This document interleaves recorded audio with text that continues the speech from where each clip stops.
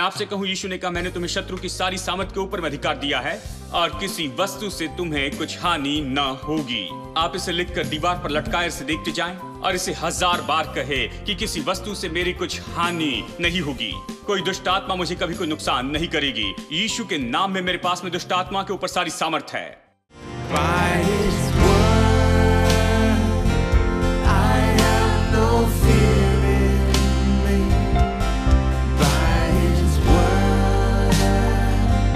Death cannot swallow me. By His word, I have prosperity.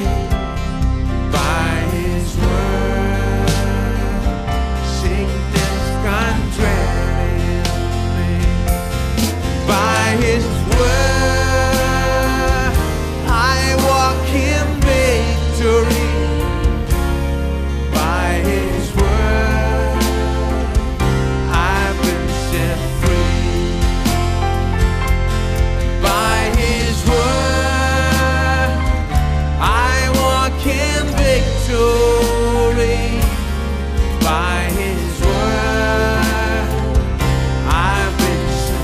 Everybody, by His word, let's sing it. By His word, I have no fear in me. By His word, death cannot swallow me. By His word, I have prosperity. By His word, sickness can't dwell in me. By His word, I walk in victory. By His word, I've been set free. By His word, I walk in victory. By His word, let's sing that last line. By His word, I walk in victory. By His word, I walk in victory. By His word, I've been set. One last time. By His word, I walk in victory. By His word, I've been set free.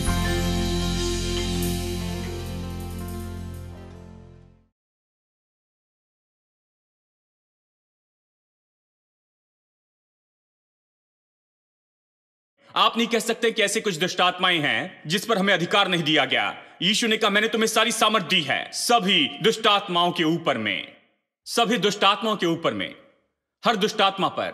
इसे सुनिए, उन्हें परमेश्वर के राज्य का प्रचार करने और बीमारों का अच्छा करने के लिए भेजा। उन्हें जाकर क्या करना था? परमेश्वर के राज्य का प्रचार करना था और फिर बीमारों को चंगाई देना था। ये दो बातें यहां पर दिलचस्प रूप में रखी गई हैं। प्रभु राज्य का प्रचार और बीमारों की चंगाई, इन दोनों का आपस में क्या संबंध है? परमेश्वर का राज्य क्या है? परमेश्वर का राज्य तो वो है जहां पर राजा यीशु की, परमेश्वर की आत्मा का राज्य होता है। यह परमेश्वर का राज्य है जहां परमेश्वर राज्य और अधिकार करता है। यह प्रभु का राज्य है। किंगडम दो शब्दों से है, मतलब किंग और डोम। किंग यानी जो राज्य करता है और डोम यानी ऐसा शब्द है जहां से हमें डोमिनियन शब्द मिला। राजा का डोमिनियन या कहिए राजा का डोमेन। तो प्रभु राज्य का प्रचार करो यानी राजा के डोमेन का, राजा के राज्य का, और बीमारों को चंगाई दे। ये दोनों साथ में चलते हैं। यदि परमेश्वर का राज्य वहां पर है तो बीमारी को जाना होगा। प्रभु राज्य का प्रचार करो और बीमारों को चंगाई देते जाओ। ये दो एक साथ रखे गए हैं। कितने लोग जानते हैं चंगाई परमेश्वर की इच्छा है? यीशु ने कहा, जब प्रार्थना करना सिखाई तो उसने ये कहा, हे हमारे पिता, तू जो स्वर्ग में है, तेरा नाम पवित्र माना जाए, तेरा राज्य आए और तेरी इच्छा पृथ्वी पर वैसी पूरी हो जैसे कि स्वर्ग में होती है। ऐसा क्यों कहा? क्योंकि स्वर्ग में कोई समस्या नहीं है, उसकी इच्छा पूरी होती है। पृथ्वी पर यहां पर जितने सिर है उतनी इच्छा पूरी होती है। मैंने एक बार एक आदमी का संदेश सुना और उसके संदेश का शीर्षक था 7 कारण क्यों परमेश्वर लोगों को बीमार करता है। मैंने सोचा मेरे प्रभु संदेश के लिए और कोई विषय ही नहीं मिला। उन्होंने यहां पर 7 पॉइंट दिए कि परमेश्वर लोगों को क्यों बीमार करता है। अगर परमेश्वर लोगों को बीमार करता है तो मैं आपको बताऊं, उसे संसार के बहुत से देशों में आने नहीं दिया जाएगा। यदि किसी देश में इमिग्रेशन के लिए जाना है तो आपसे कहते जाकर पहला पूरा चेकअप करके आइए। वो देखना चाहते हैं एक्सरे और वो ब्लड चेकअप और सब कुछ देखना चाहते हैं, एड्स चेकअप और हर तरह का चेकअप करके वो पूरा प्रोफाइल देखना चाहते हैं। वो जांचते हैं, वो चाहते हैं कि आप अपने साथ बीमारी वहां पर लेकर न जाएं। और यदि वो है जो बीमारी को बढ़ावा देते जाता है तो उससे बहुत से देशों में जाने से इनकार किया जाएगा। हेलो, यीशु का स्वागत नहीं होगा। साथ ही उसे जेल में डाला जाएगा क्योंकि वो कुछ अपराध कर रहा है। लेकिन फिर भी हमारे अंदर ये विचारधारा होती है कि परमेश्वर के बारे में ऐसे कहें कि वो बीमारी देता है। मैं आपको बताऊं दोस्तों, संसार इस बीमारी में है क्योंकि शैतान इस संसार में राज्य करता है। यही तो सत्य है। बीमारी तो है, इस सच्चाई का इनकार नहीं कर सकते हैं, क्योंकि एक मनुष्य के द्वारा पाप इस जगत में आया और पाप के द्वारा मृत्यु आई। मृत्यु का यह अर्थ नहीं कि आप नीचे गिरकर मर जाते हैं। मृत्यु का मतलब हर एक बुरी चीज जिसमें बीमारी और रोग जुड़े हैं। तो ये शैतान का संसार है और इसीलिए ये सारी बातें इसमें आई हैं। ऐसा ही कहिए, क्यों आप हर बात के लिए परमेश्वर पर दोष लगाते हैं? मुझे हर बात के लिए प्रभु पर दोष लगाना पसंद नहीं। जब मैंने सुना, मैंने सोचा कोई आश्चर्य नहीं कि कुछ लोगों के पास खाना नहीं है।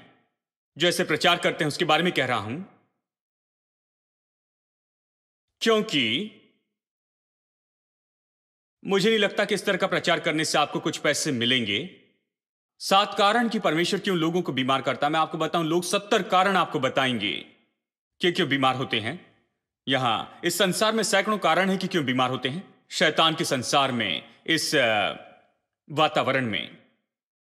लेकिन परमेश्वर तो बीमारियों को फैलाने वाला नहीं है, वो तो चंगाई दाता है। बाइबल स्पष्ट कहती है, परमेश्वर का राज्य, प्रभु के राज्य का प्रचार कीजिए और बीमारों को चंगाई दे। ये दोनों एक साथ चलते हैं। प्रभु राज्य का प्रचार करे और बीमारों को चंगाई दे। जब आप जाकर चंगाई देते हैं तो वो जानता है कि कोई और राज्य आया है। हर एक सामान्य व्यक्ति इस पृथ्वी पर जानता है कि कोई बुरी सामर्थ है, कोई दुष्ट की सामर्थ है। वो मुझे जहां भी मैं मुड़ूं वहां पर मुझे पकड़ती हैं। इस तरफ मुड़ू तो व्यापार में नुकसान है, उस तरफ मुड़ू तो बीमार हो जाता हूं। यदि मैं ये करूं तो कुछ काम नहीं करता है। कुछ न कुछ तो है, अंधकार की शक्ति है जो इस संसार में काम करती है। लोग इसे समझते हैं, सामान्य लोग भी इसे समझते हैं। वो समझते हैं कि देखिए, दुष्ट की सामर्थ है जो काम करती है। तो फिर जब चंगाई आती है तो फिर अचानक ही वो जाकर कहते हैं, मेरे प्रभु, एक और राज्य है, एक और नियम है, एक और सामर्थ है, एक और अधिकार है जो बदल सकता है। जो अभी हो रहा है उसे बदल सकता है। ये कितना अच्छा तरीका है। वो कहता है, जाकर प्रभु राज्य का प्रचार करो और बीमारों को चंगाई दो। बीमारों को चंगाई देते समय सुसमाचार प्रचार में समस्या नहीं होगी। इसे स्वीकार करने में कोई समस्या नहीं होगी। जब उनके साथ में कुछ मजबूत होता है तो कोई समस्या नहीं। फिर वे परमेश्वर के राज्य को समझ सकते हैं। थियोरेटिकली अगर आप प्रभु राज्य के बारे में सिखाएंगे कोई नहीं समझेगा। लेकिन जब वो परमेश्वर के राज्य से कुछ अनुभव करते हैं, जब वो छुटकारा अनुभव करते हैं, शांति का अनुभव करते हैं, जब वो चंगाई का अनुभव करते हैं, जब वो कुछ ऐसा अनुभव करते हैं, फिर आप कहते हैं परमेश्वर का राज्य, और वो कहते हैं हाँ मैं इसे समझ सकता हूं, मैंने अभी चंगाई पाई है। वो समझते हैं। इसलिए उसने कहा बीमारों को चंगाई दो और प्रभु राज्य का प्रचार करो। अब देखिए अगले वचन को देखिए, वचन 6, और वो चले गए। यानी ये 12 चेले जो हैं, यही तो वो हैं।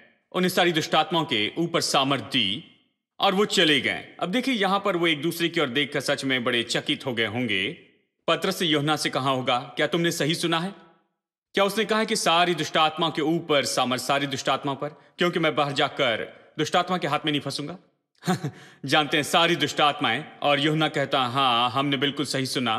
जानते हैं, हाँ हाँ हाँ, सारी दुष्टात्माएं। और थोमा ने कहा होगा, मुझे इस पर विश्वास नहीं है।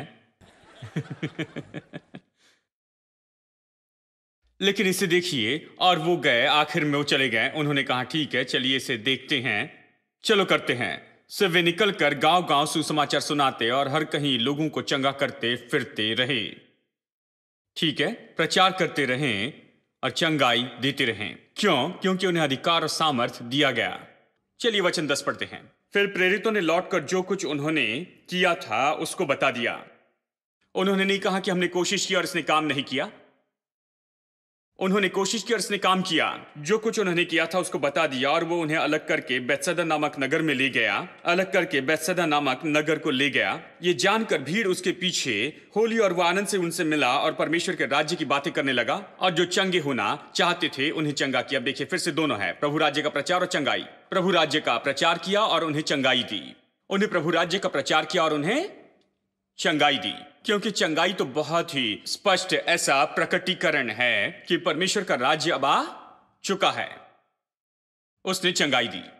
अब इसमें बस यही समस्या है कि बहुत से लोग कहते हैं ठीक है भाई, ठीक है, लेकिन वचन 1 कहता है उसने 12 प्रेरितों को बुलाया, 12 चेलों को बुलाया जो कि प्रेरित थे, वो परमेश्वर के प्रेरित थे। यीशु ने से किया और अपने प्रेरितों को करने के लिए कहा। और हम कौन हैं? हम तो केवल पापी हैं। हम तो छोटे बेचारे पापी हैं, जानते हैं, हम प्रेरित नहीं हैं। यीशु ने इसे किया, फिर उसने प्रेरितों को इसे दिया। ये चादर वहां पर प्रेरितों पर आ गई, लेकिन मेरे जैसे गरीब के लिए नहीं। मैं तो केवल एक सामान्य विश्वासी हूं और आप इसके बारे में कह रहे हैं हमें उनके साथ में एक समान रखते हो। वो तो प्रेरित थे, उन्हें शैतान के ऊपर सामर्थ दी गई थी, हमें नहीं। ठीक है, चलिए इसके लिए हम देखते हैं अध्याय 10 वचन 1। लूका 10। इन बातों के बाद, किसके बाद? जब 12 को दुष्ट आत्मा के ऊपर में सामर्थ दी, उसके बाद में जब वो गए और देखा कि ये काम करता है, आकर उन्होंने खबर बताई। और ये सब इन बातों के बाद प्रभु ने 70 और मनुष्य नियुक्त किए। अब वो और 70 को जोड़ता है। देखिए, वो हर एक को ये देना चाहता है जिसे वो ट्रेन कर सकता है, सिखा सकता है, बता सकता है। वो चाहता है सबको भेज दे। लेकिन उन दिनों में उसके पास 12 थे जो उसके चेले थे और उसने उन्हें सिखाया था, तो वो उन्हें भेजता है। और ये बाहरी घेरा जो लगभग 70 लोगों को वहां पर वो सिखाता है, और वो 70 को बुलाता है और 2-2 करके उन्हें भेजता है। और जिस जिस नगर और जगह को वो आप जाने पर था, वहां उन्हें 2-2 करके अपने आगे भेजा। और इसलिए उसने उनसे कहा, पके खेत बहुत हैं परंतु मजदूर थोड़े हैं, इसलिए खेत के स्वामी से विनती करो कि वो अपने खेत काटने को मजदूर भेजे। यहां पर वो ये कहता है 70 काफी नहीं है, क्योंकि बहुत से लोग दुख उठा रहे हैं उस शैतान के राज्य में। तो हमें परमेश्वर के राज्य को लेकर बाहर जाना है और प्रचार करना है। प्रभु राज्य का प्रचार करके लोगों को चंगाई देनी है। बहुत से मजदूर चाहिए क्योंकि खेत तो बहुत है, उसने कहा। और फिर देखिए वचन 9, वो उन्हें उन नगरों में भेजता है जहां वो खुद बाद में आने वाला था, ठीक है। और उसने कहा, क्या आप देख रहे हैं यहां पर वचन 9, उसने कहा वहां पर जाओ। और फिर उसने कहा कि बीमारों को चंगाई दो, वहां के बीमारों को, और उनसे कहो परमेश्वर का राज्य तुम्हारे निकट आ पहुंचा है। वो कहता है तुम इसे करो, मैं वहां पर आऊंगा, लेकिन कोई बात नहीं, तुम इसे कर सकते हो। वहां पर जाओ और उन्हें वहां पर प्रचार करो और उनसे कहना कि परमेश्वर का राज्य बहुत निकट है। इसका मतलब क्या? जब उसने कहा परमेश्वर का राज्य निकट है, देखिए एक जगह उसने कहा परमेश्वर का राज्य तुम में है। हमारे लिए परमेश्वर का राज्य हमारे अंदर आ चुका है। जब हम जाकर लोगों से कहते हैं परमेश्वर का राज्य बहुत ही निकट है, तो हम यही कहते हैं ये मुझ में है, मैं जानता हूं इसकी सामर्थ, मैं इसके राज्य को जानता हूं, प्रभु के राज्य में जीना कैसे मैं जानता हूं, ये मेरे अंदर है। और आप इससे बहुत दूर नहीं हैं, क्योंकि मैं आपके लिए सुसमाचार लेकर आया हूं और परमेश्वर का राज्य आपके निकट आया है। यह आपकी पहुंच में ही है, यह आपकी पहुंच से बाहर नहीं है। आप भी परमेश्वर के राज्य को अभी इस समय अपने जीवन में पा सकते हैं। आपको शैतान की सामर्थ के नीचे रहना नहीं है, आपको उसके नीचे सहने की जरूरत नहीं, और आपको उसके अधिकार के नीचे रहने की जरूरत नहीं। परमेश्वर का राज्य आपके निकट है। ये चिन्ह और चमत्कार और ये अद्भुत काम, ये चंगाई, ये तो चिन्ह है कि परमेश्वर का राज्य आपके निकट आया है। ये बहुत निकट है। आमीन। ये बहुत ही निकट है। देखिए कैसे साधन दिए गए हैं सुसमाचार प्रचार करने के लिए। इसलिए मैं नहीं समझ पाता कि कुछ विश्वासी समूह आज चंगाई को पाना क्यों नहीं चाहते हैं। चिन्ह और चमत्कार और चंगाई आज पाना नहीं चाहते हैं। देखिए ये तो केवल उनकी मदद ही करेगा। हां, इससे केवल उनकी मदद होगी, इससे उनकी सहायता होगी। ये कहता है ये एक मदद है। जब लोग किसी बात को नहीं समझ पाते हैं, लेकिन वो जब चंगाई पाते हैं, मेरे प्रभु बाद में वो सब कुछ समझने लगते हैं। देखिए अगर आप उन्हें प्रचार करें, आप जो चाहे प्रचार कर सकते हैं, लेकिन कई बार जानते हैं जब इस तरह की बातें इसमें जोड़ी जाती है, जीवन बदलने वाली सामर्थ होती है, चंगाई के तरीके से या कुछ और तरीके से मजबूती के साथ उनके साथ काम होता है, तो यह तुरंत उन्हें बताता है कि ऐसा कुछ है जो उनके लिए आया है। आमेन। तो वो कहता है प्रभु राज्य का प्रचार करो, चंगाई दो। तो वो जाते हैं और ऐसा करते हैं। वो कहता है उन्हें बताना कि परमेश्वर का राज्य निकट है। और हम भी यही तो करते हैं, हम जाकर लोगों को बताते हैं, देखिए परमेश्वर का राज्य बहुत ही निकट है, दूर नहीं, आप उसमें आ सकते हैं, बस एक कदम ले आप आ जाएंगे। आप अपना दिल खोले, यीशु आएगा आपके दिल के ऊपर, वो राज्य करेगा। मैंने जो पाया वो आप पा सकते हैं, जो मैं बना हूं आप भी वो हो सकते हैं, आप हो सकते हैं अलग व्यक्ति। देखिए इसकी संभावना बहुत दूर नहीं है, यह आपकी पहुंच से दूर नहीं है, ये वहां पर है, अभी आप इसे कर सकते हैं। यही सुसमाचार का संदेश है। चलिए वचन 17 देखें, अध्याय 10 वचन 17 कहता है, वे 70 आनंद करते हुए लौटे और वे कहने लगे, हे प्रभु तेरे नाम से दुष्ट आत्मा भी हमारे वश में है। देखिए वो चौंक गए थे। वो बाहर गए और शायद शुरू में उन्होंने सोचा कि ओ वो ये कह रहा है, चलो देखते हैं। वो गए और यीशु के नाम का उपयोग किया और निश्चय ही यहां तक कि शैतान भी भागता है जब आप यीशु का नाम लेते हैं। और उन्होंने आकर बड़ी खुशी से खबर दी। और यहां पर यीशु का प्रत्युत्तर देखिए, उसने उनसे कहा, मैं शैतान को बिजली के समान स्वर्ग से गिरा हुआ देख रहा था। मैं आपको बताऊं दोस्तों, शैतान वो नहीं है जिसका होने का वो दावा करता है।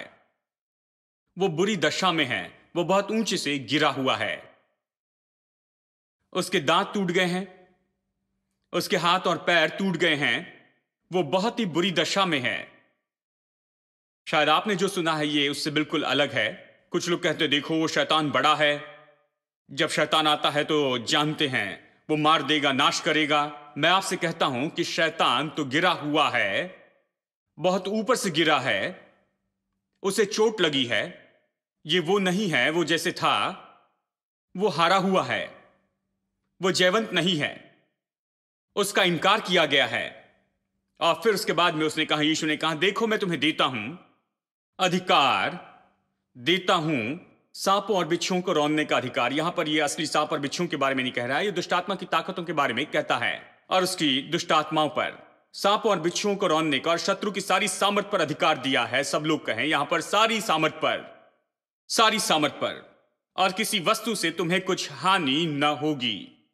मैंने कितना तो भी सुना है कि शैतान चोट पहुंचाएगा, लेकिन यीशु कहता है मैं तुम्हें सामर्थ देता हूं शत्रु की सारी सामर्थ पर, और किसी वस्तु से तुम्हें कुछ हानि न होगी। मैं कुछ लोगों को यह कहते हुए सुन सकता हूं, तो फिर शैतान क्यों नुकसान कर रहा है? क्योंकि आप ये कह रहे हैं कि वो नुकसान करेगा, क्योंकि आप विश्वास कर रहे हैं कि वो नुकसान पहुंचाएगा। इससे बढ़कर आप उस पर ज्यादा विश्वास कर रहे हैं।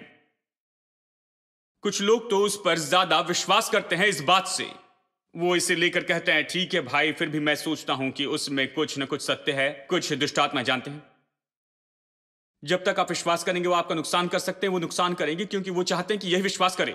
मैं आपसे कहूं, यीशु ने कहा मैंने तुम्हें शत्रु की सारी सामर्थ के ऊपर में अधिकार दिया है, और किसी वस्तु से तुम्हें कुछ हानि न होगी। आप इसे लिखकर दीवार पर लटकाए इसे देखते जाएं और इसे 1000 बार कहे कि किसी वस्तु से मेरी कुछ हानि नहीं होगी, कोई दुष्ट आत्मा मुझे कभी कोई नुकसान नहीं करेगी। यीशु के नाम में मेरे पास में दुष्ट आत्मा के ऊपर सारी सामर्थ है। बाइबल कभी नहीं कहती कि शैतान का आपके ऊपर में अधिकार है। बाइबल कभी नहीं कहती कि शैतान का आपके ऊपर में अधिकार है, लेकिन बाइबल कहती कि आपका शैतान के ऊपर में अधिकार है।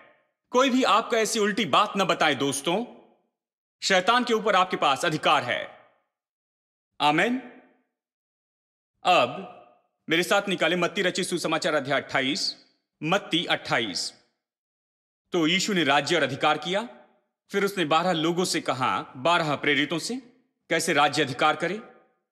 उन्होंने राज्य अधिकार किया, गए दुष्ट आत्माएं निकाली, बीमार चंगे किए, प्रभु राज्य का प्रचार किया, प्रभु के राज्य को लाया, परमेश्वर के राज्य में लोगों को लेकर आए। और फिर 70 को भी यही करने के लिए कहा, उन्हें राज्य और अधिकार करने के लिए सिखाया गया। वो बाहर गए और शैतान की सामर्थ के ऊपर में राज्य अधिकार किया। वो इसमें बहुत ही माहिर हो गए। शैतान तो भागा और उन्होंने कहा कि ओ हम तो बहुत ही आनंदित हुए, क्योंकि जब हम तेरे नाम को लेते हैं तो दुष्ट आत्माएं भागती हैं। उन्होंने कभी अनुभव नहीं पाया था कि ये इतने ऊंचे होकर वो शैतान की सारी शक्तियों पर राज्य करे। पहले तो शैतान उनके ऊपर में था, लेकिन अब वो बहुत ही आनंदित हो गए। उन्होंने कहा मेरे प्रभु, हमने आपका नाम लिया और दुष्ट आत्माएं भागती हैं। नया अनुभव है। बहुत से विश्वासियों को यह अनुभव पाना चाहिए। अब तक शैतान ने उन्हें काफी सताया है। बहुत से विश्वासियों ने इस तरह का अनुभव पाया है, ये दुष्ट आत्मा है, वो दुष्ट आत्मा है, और हर तरह की दुष्ट आत्माएं। उन्हें बहुत सी दुष्ट आत्माओं की बहुत सी समस्या है, और आपको तो शैतान के ऊपर सामर्थ का अनुभव करना है। मेरे दोस्तों, एक बार अगर आप शैतान के ऊपर अधिकार की सामर्थ का अगर आप स्वाद ले अनुभव कर ले, तो ये जो स्वाद है इसे आप और ज्यादा पाना चाहेंगे। आप इसे बार बार करना चाहेंगे, क्योंकि ये तो विजय का मधुर स्वाद है। ठीक है, चलिए मत्ती अध्याय 28 में चलते हैं, और मैं वचन 18 से पढ़ना चाहता हूं। चलिए आगे चलते हैं। यीशु के पास सामर्थ्य, उसने इसे चेलों को दिया और फिर उसने 70 को दिया। अब इसे सुनिए, आगे की बात। यीशु ने उनके पास आकर कहा, यह तो पुनरुत्थान के बाद की बात है। यीशु के पुनरुत्थान के बाद में जब यीशु प्रकट हुआ, उसने कहा, स्वर्ग और पृथ्वी का सारा अधिकार मुझे दिया गया है। स्वर्ग और पृथ्वी का अधिकार। चलिए मैं पूछता हूं, क्योंकि बहुत से लोग कहते हैं। खैर देखिए भाई, फिर से एक बार, सारा अधिकार मुझे दिया गया उसने कहा है। उसने नहीं कहा यह तुम्हें दिया गया है, उसने कहा यह उसे दिया गया है। अब मैं आपसे पूछता हूं, लोग हमेशा यीशु को परमेश्वर के रूप में आगे रखना चाहते हैं। कहते ये उसे दिया गया है, वो परमेश्वर, उसके पास सारी सामर्थ है। मेरे पास सामर्थ नहीं है, मैं तो बस ऐसे ही छोटा सा बेचारा व्यक्ति हूं। उसके पास सारी सामर्थ है, मेरे पास नहीं। ये विश्वास करते हैं। लेकिन मैं आपसे पूछूं, क्यों परमेश्वर खड़े होकर यह कहेगा कि आकाश और पृथ्वी का सारा अधिकार मुझे दिया गया है? क्योंकि उसके पास ये पहले से ही है, कोई और उसे नहीं देता है। वही तो सारी सामर्थ देने वाला है, वो सब कुछ बनाने वाला है, वही तो सृष्टि करता है, वही तो सबको सामर्थ देता है। ठीक है, और उसके लिए यह कहना सही नहीं होगा कि सारी सामर्थ मुझे दी गई है। किसने परमेश्वर को सामर्थ दी है? क्या परमेश्वर से कोई बेहतर है? परमेश्वर को कोई जरूरत नहीं है कि कोई उसे सामर्थ दे।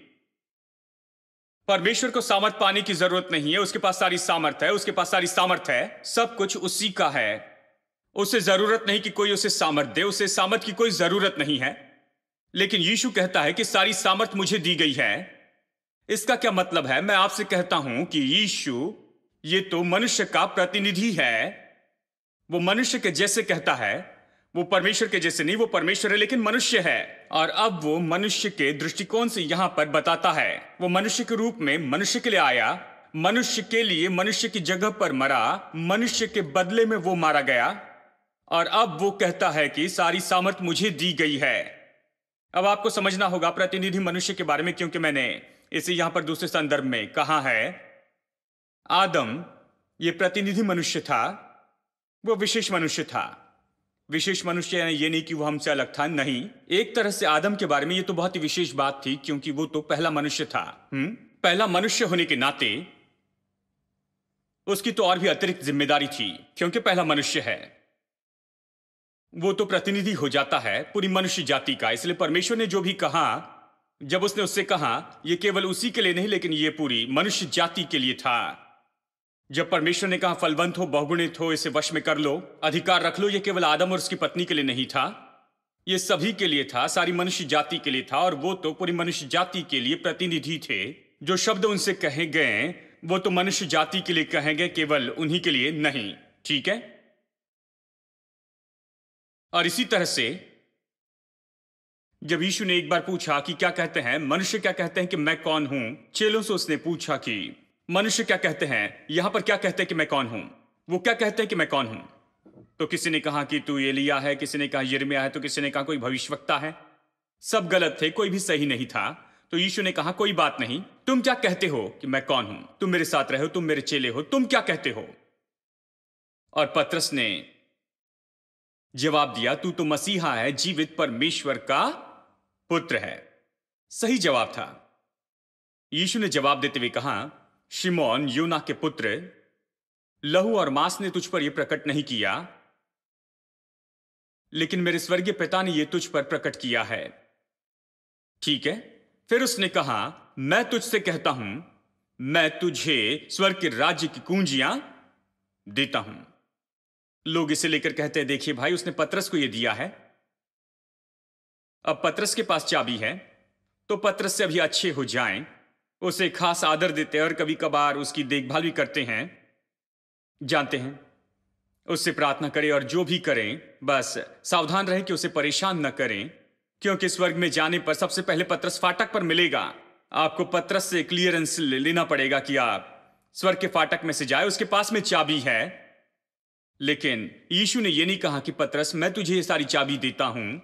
यहां पर हर एक बात जो है उसके संदर्भ में हमें समझनी होगी। वो कहता है ठीक है, अब तुम समझे मैं कौन हूं। तुमने कहा मैं मसीहा हूं, परमेश्वर का पुत्र हूं। ये तो प्रकाशन है जो स्वर्ग के पिता से आया है।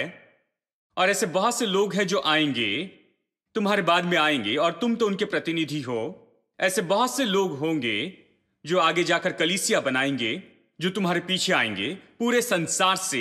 वो बिल्कुल तुम्हारे जैसे ही कहेंगे। वो घोषित करेंगे कि यीशु मसीह जीवित परमेश्वर का पुत्र है, क्योंकि उनके पास भी प्रकाशन है।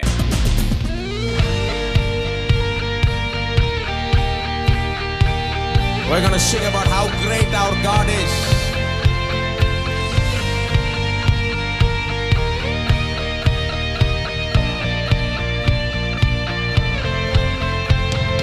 Water you turn into wine,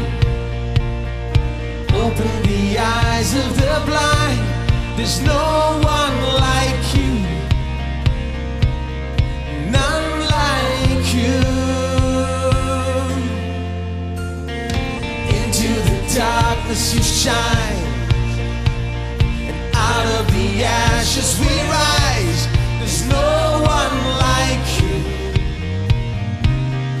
none like you. Our God is greater, our God is stronger. God, you are higher than any other. Our God is healer, awesome in power. Our God is greater, our God is greater, our God is stronger. God, you are higher than any other. Our God is healer, awesome in power. Our God, our God. Oh, praise Him. Give Him all the praise in this place.